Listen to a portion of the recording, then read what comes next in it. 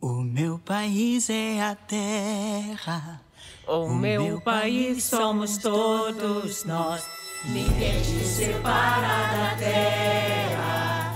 Junte a sua com a nossa voz. O meu país é a terra. O meu país somos todos nós. Ninguém te separa da terra. Junte a sua com a nossa voz. Quem nasceu, cresceu, quem chegou, refugiados ou nativos. Somos todos naturais da terra. Respeite. Tudo começa pelo respeito.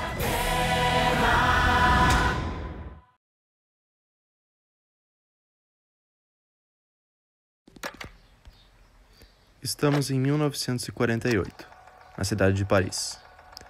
O Brasil é signatário da Declaração Universal dos Direitos Humanos, tornando-se um dos vanguardistas em prol do fundamento da liberdade, da justiça social e da paz no mundo, como consequência do pós-guerra mundial. Título 2. Dos Direitos e Garantias Fundamentais. Capítulo 1. Dos Direitos e Deveres Individuais e Coletivos. Artigo 5º. Todos são iguais perante a lei, sem distinção de qualquer natureza, garantindo-se aos brasileiros e aos estrangeiros residentes no país a inviolabilidade do direito à vida, à liberdade, à igualdade, à segurança e à propriedade, nos termos seguintes.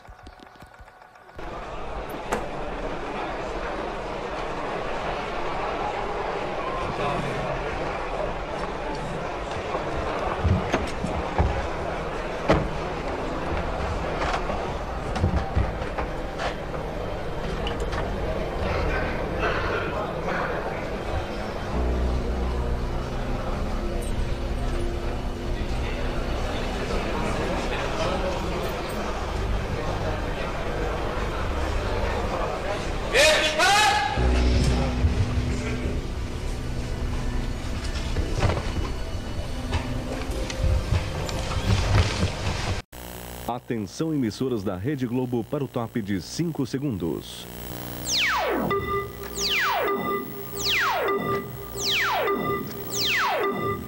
Boa noite. No jornal de hoje, terceiro ano de vigência do Pacto Internacional de Direitos Civis e Políticos. Além disso, hoje é assinado o Pacto de São José da Costa Rica, também conhecida como Convenção Americana sobre Direitos Humanos, ambos tratando em suas linhas sobre o direito do imigrante.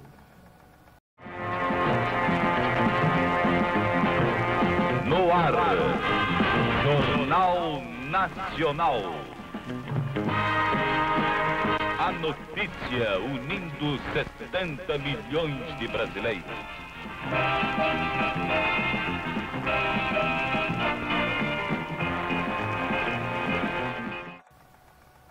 Partimos agora para a manchete principal do jornal de hoje. 3 anos após o Brasil ratificar o Pacto Internacional de Direito Civil e Político, o fluxo migratório vem aumentando devido ao artigo 12. Item 1. Toda pessoa que se encontre legalmente no território de um Estado terá direito de nele circular e aí residir livremente. 2. Toda pessoa terá direito de sair livremente de qualquer país, inclusive do próprio. 3. Os direitos anteriormente mencionados não poderão ser objeto de restrições, salvo quando estas estejam previstas na lei e sejam necessárias para proteger a segurança nacional, a ordem pública, a saúde ou a moral públicas, bem como os direitos e liberdades de terceiros, que sejam compatíveis com os restantes direitos reconhecidos no presente pacto. 4. Ninguém pode ser arbitrariamente privado do direito de entrar no seu próprio país. Nesse viés, a Convenção Americana sobre Direitos Humanos de 1969, também conhecida como Pacto de São José da Costa Rica, está sendo assinada no dia de hoje. E agora ficaremos com as informações do clima para esta semana. A determinação de se ir à praia numa tarde quente de verão. Agora é hora do salve-se quem puder. O que importa é conseguir um lugar ao sol. Ou melhor, um lugar no ônibus. Eu vem à praia na Barra porque botaram uns ônibus horrorosos, que saem as pessoas completamente horríveis de dentro dos ônibus e vão lá sujar a praia. Porque é uma gente sem educação mesmo. Não pode tirar o pessoal do Meier, do Mangue, e levar a praia em Copacabana, cara. Porque não pode, eu não posso conviver com pessoa que não tem o mínimo de educação. O pessoal vai, suja as praias, jogam tudo nas praias, fazem, porra, mó galinhagem mesmo. Pô, eu acho que isso aí tá totalmente errado. Não sou contra pobre nem nada. Agora eu venho pra praia do PP porque, pô, eu tô aqui, eu tô junto dos meus, pô. Cobrava entrada. Tem que cobrar entrada. Porque as pessoas que podem pagar a entrada, dependendo do lugar, porque Copacabana e Ipanema tem que custar mais caro. As pessoas que moram em Copacabana e Ipanema é sujeira. Esse negócio de tem tudo bem, mas é sujeira você pegar uma pessoa que mora em Ipanema, uma pessoa bem vestida, legal, que tem educação, e colocar ela na praia do monte de gente que não tem educação, que vai dizer grosseria, sabe, que vai comer farofa com galinha, vai matar as pessoas, entendeu? De nojo. Agora, essa gente já bronzeada mostra o seu valor, enfrentando muito mais dificuldades do que antes. E a dona Berenice dá uma sorte danada. Um amigo lhe oferece uma carona. Ela e sua família, nada menos que 13 pessoas, voltam para casa confortavelmente num carro de 5 lugares. Boa noite. Declaro promulgada o documento da liberdade, da dignidade, da democracia, da justiça social no Brasil. Que Deus nos ajude que isto se cumpra. Boa noite. Estamos aqui no Aeroporto Internacional de São Borja para entrevistar um imigrante em solo brasileiro. Boa noite, amigo. Você tem alguns minutos para responder algumas perguntas? Tenho, sim. Você é imigrante ou é brasileiro? Sou imigrante, sou da Itália, estou vindo para o Brasil, né? Estou vindo para morar. Você sabia que a Constituição Federal, no artigo 5, prevê equivalência aos imigrantes com brasileiros natos em questão dos seus direitos? Realmente não sabia disso. Só um momento. Estamos recebendo notícias direto do Congresso Nacional Brasileiro.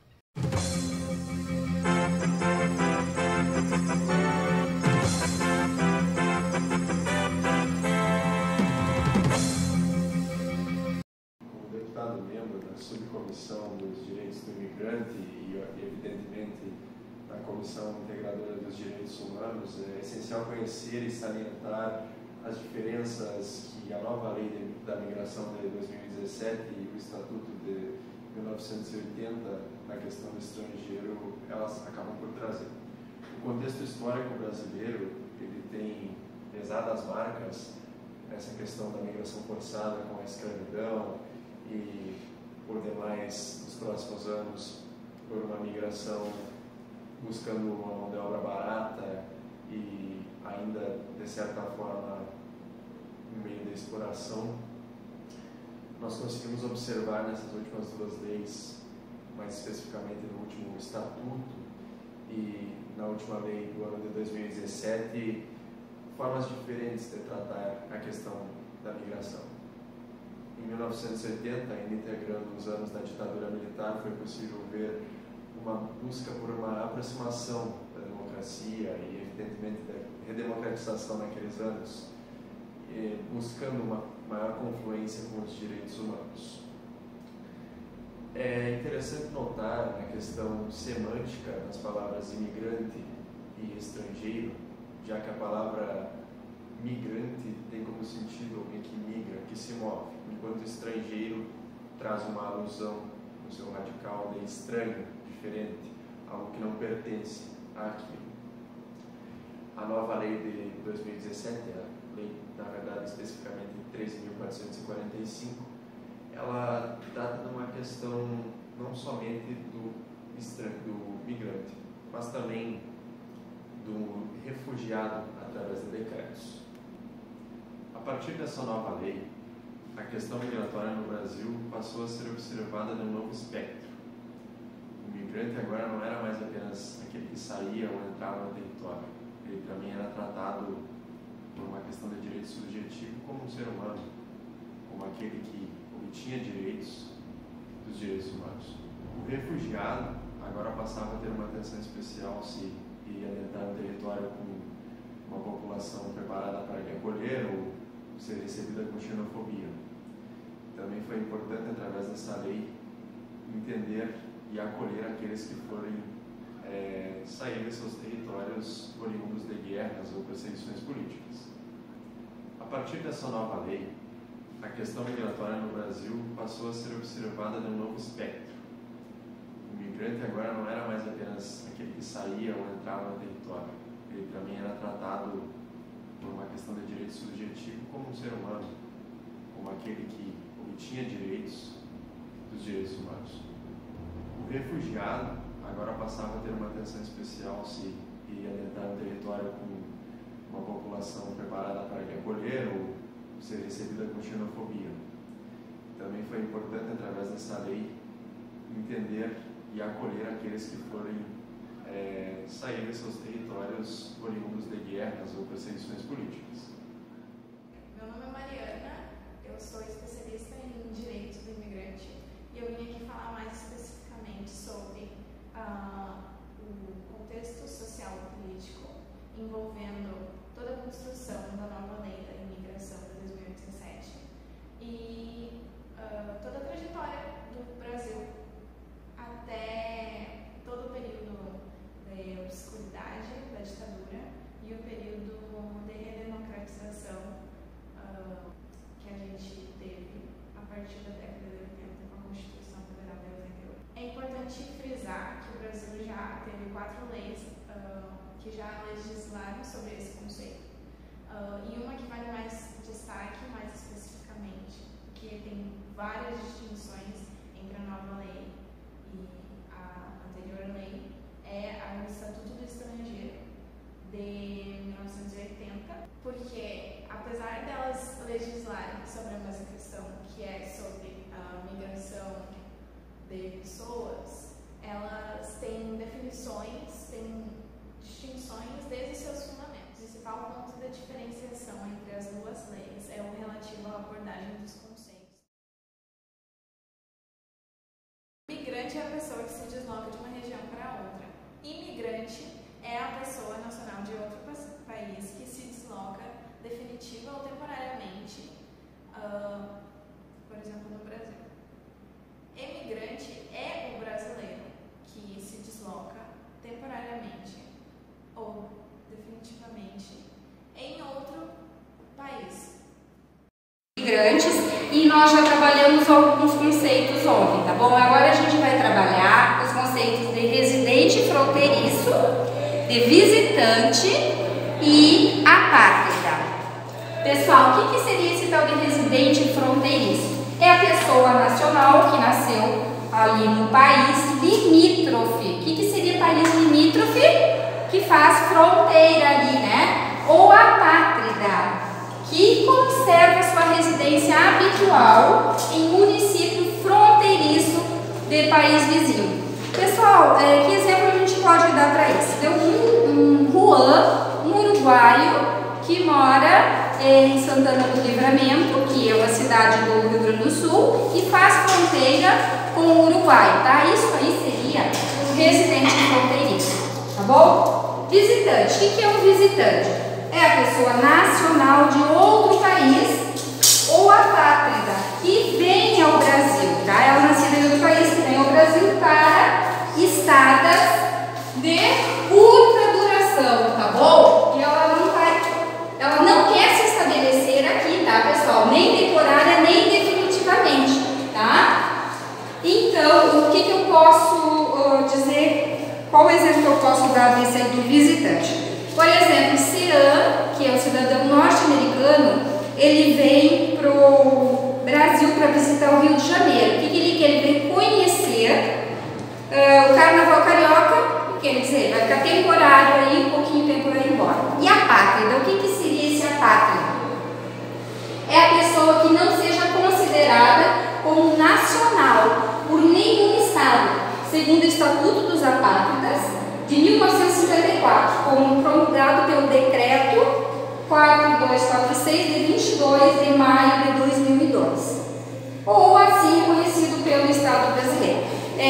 Então, pessoal, esse apátrida seria seria pessoas que não têm a sua nacionalidade reconhecida por nenhum país. E que exemplo a gente pode dar de uma apátrida? A partir de 1936, os judeus e os não germânicos na Alemanha, eles passaram a ser reconhecidos como apátridas em decorrência do nazismo.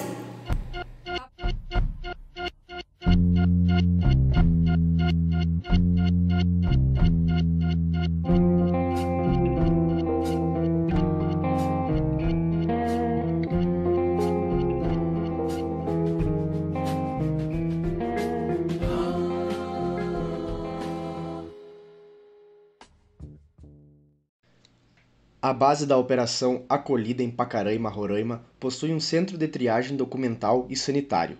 Assim, facilita o processo de entrada e regularização dos refugiados.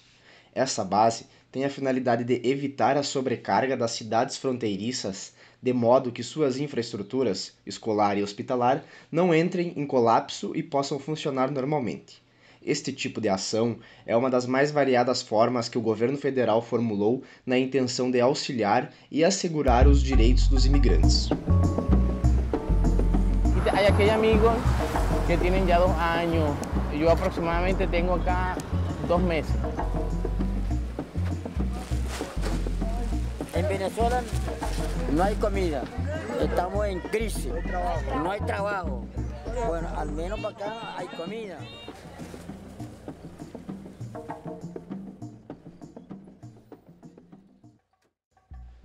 Tratando agora especificamente sobre o assunto da jurisprudência, por decisão unânime, o STF decidiu que estrangeiro com residência permanente no Brasil que demonstrar condição de hipossuficiência tem direito à imunidade das taxas cobradas para o processo de regularização migratória. O relator, ministro Luiz Fux, presidente do STF na época, assinalou que a Lei da Migração, posterior à decisão questionada no recurso extraordinário, considera a condição jurídica do estrangeiro a partir da disciplina humanitária contida na Constituição Federal de 1988 e garante ao migrante a isenção de taxas mediante declaração de hipossuficiência econômica, na forma de regulamento. Durante o seu voto como relator do recurso, o ministro Luiz Fux assinalou que o artigo 5º da Constituição Federal assegura a igualdade a brasileiros e estrangeiros residentes no país e prevê aos reconhecidamente pobres, em seus incisos, a gratuidade do registro civil e dos atos necessários ao exercício da cidadania. Segundo Luiz Fux, normas legais e infralegais que não assegurem essa condição violam o texto constitucional. Dessa forma, o ministro assegurou aos demais o tratamento isonômico.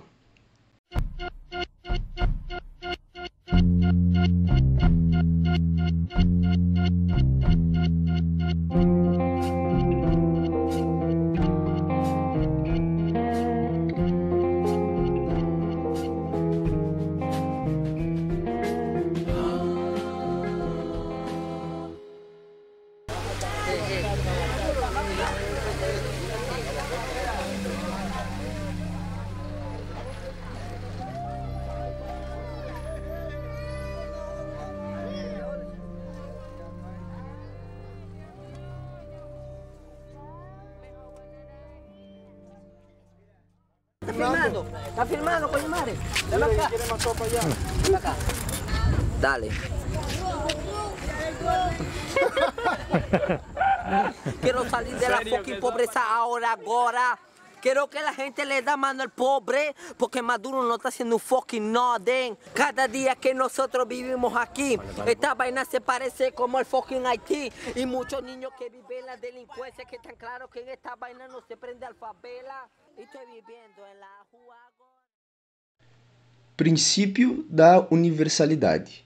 Caracteriza-se pela sua abrangência, envolvendo todas as pessoas sem distinção de cor, nacionalidade, raça, sexo, crenças, convicções políticas, filosóficas ou religiosas. Princípio da indivisibilidade. A teoria da indivisibilidade dos direitos humanos defende que esses direitos devem existir em conjunto, direitos individuais, políticos, sociais e econômicos, e que tais direitos se relacionam entre si. Princípio da interdependência. O princípio da interdependência mostra que, apesar da autonomia das previsões legais, há um liame entre os dispositivos para que a finalidade proposta seja atingida. Por exemplo, o acesso a serviços públicos de saúde está ligado ao direito à vida.